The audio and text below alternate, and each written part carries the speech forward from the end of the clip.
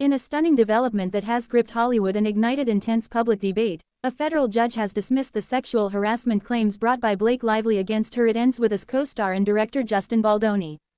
The ruling marks a major turning point in a case that has blended allegations of misconduct, retaliation, and a high-stakes battle over reputation in the entertainment industry.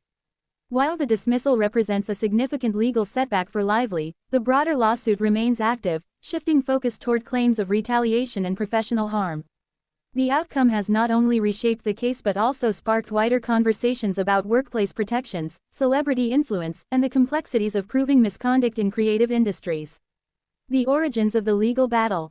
The dispute began in late 2024, when Blake Lively filed a lawsuit against Justin Baldoni and his production company, Wayfarer Studios. The case stemmed from their collaboration on the film It Ends With Us, a romantic drama based on Colleen Hoover's best-selling novel. Lively's complaint included multiple allegations, with sexual harassment being the most serious. She claimed that during filming, Baldoni engaged in behavior that made her uncomfortable, including introducing unscripted intimate scenes and fostering what she described as a hostile work environment. In addition to harassment claims, Lively accused Baldoni and his team of launching a coordinated effort to damage her reputation after she raised concerns about on-set safety. The judge's decision: why the claims were dismissed. The court's ruling dismissed several of Lively's claims, including sexual harassment, defamation, and conspiracy. The decision hinged on several key legal findings. Independent contractor status. One of the most critical factors was the court's determination that Blake Lively was working as an independent contractor rather than an employee. This distinction is crucial because many workplace harassment protections under U.S. law apply specifically to employees. Without that classification, the legal framework supporting her harassment claims became significantly weaker. Context of the alleged conduct. The judge also found that some of the alleged actions were performed within the context of the film's narrative.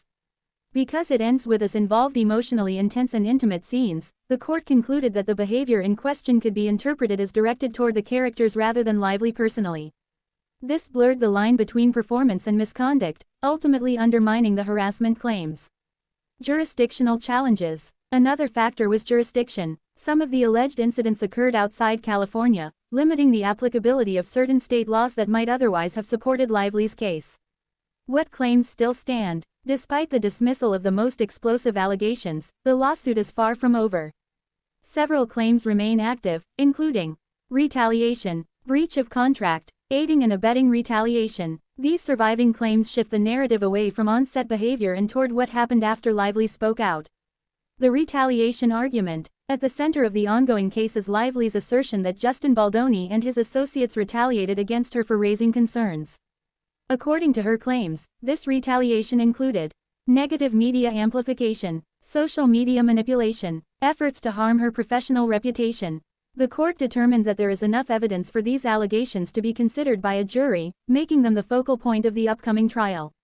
Baldoni's position. A strategic win. For Justin Baldoni, the ruling represents a significant legal victory. The dismissal of sexual harassment claims removes the most damaging allegations from the case.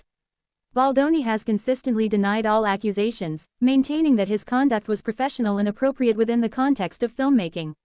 His legal team has framed the lawsuit as an attempt to harm his reputation. However, the continuation of the retaliation claims means the case is still very much alive, and potentially risky. The film behind the drama.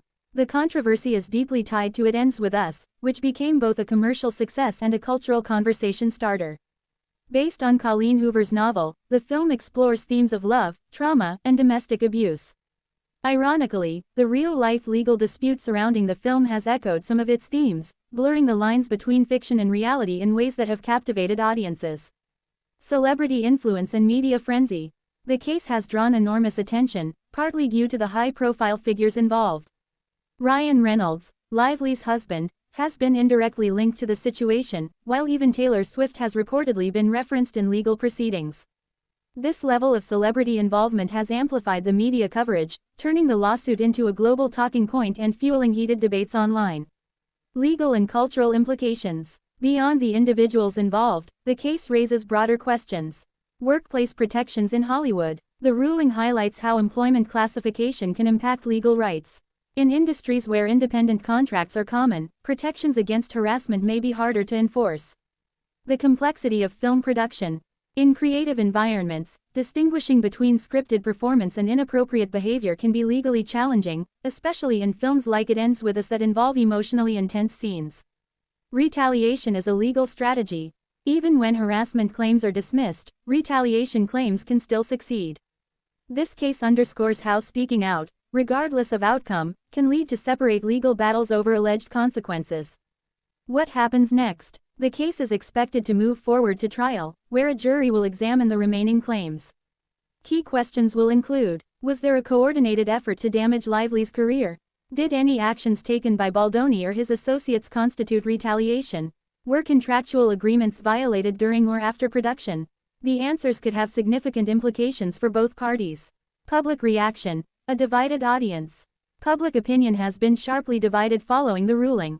Supporters of Justin Baldoni view the dismissal as validation of his defense, while supporters of Blake Lively argue that legal technicalities, not the truth of her claims, led to the outcome. Social media has become a battleground, with fans, critics, and commentators debating every aspect of the case. What's at stake? For Blake Lively, the lawsuit represents more than a legal fight. It's about protecting her reputation and addressing what she describes as unjust treatment. For Justin Baldoni, the case is equally critical.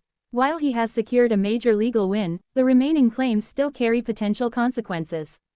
Final verdict? Not yet. The dismissal of sexual harassment claims is a major turning point, but not the conclusion. Instead, it reframes the legal battle into one centered on retaliation, reputation, and accountability. As the case moves toward trial, it continues to captivate public attention and raise important questions about power, voice, and justice in Hollywood. One thing is clear: the story of Blake Lively vs. Justin Baldoni is far from over, and its final chapter could have lasting implications for the entertainment industry.